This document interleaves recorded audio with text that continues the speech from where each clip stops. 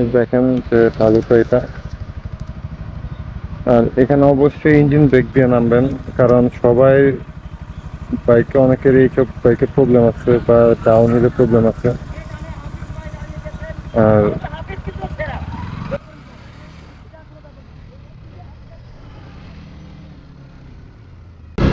রাস্তাটা সেই জন্য একটু ঝামেলা, বিশেষ করে ট্রাক চলে বেশি। ট্রাকের কারণে এই রাস্তাগুলো উঁচানিচে হয়ে গেছে। এগুলো কিন্তু ট্রাক ছাড়া কিছু এত বেশি চলে না। এই সাইড দিয়ে যারা আসবেন অবশ্যই এত কনফিডেন্স নিয়ে নামবেন না, যেটা আর কি অ্যাক্সিডেন্টের ঝুঁকি থাকে, বেশি কনফিডেন্স নিয়ে এখানে।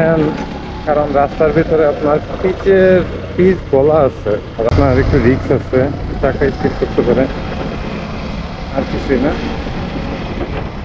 আমি চেষ্টা করবো আপনাদেরকে পুরা যে রুটটা, সবাই তো শর্ট শর্ট দেখায়, আমি চেষ্টা করবো পুরা রুটটা, এবার 5 মিনিট বা 10 মিনিট যাই হোক, পুরাটা রুট আপনাদেরকে কভার করে দেখানো।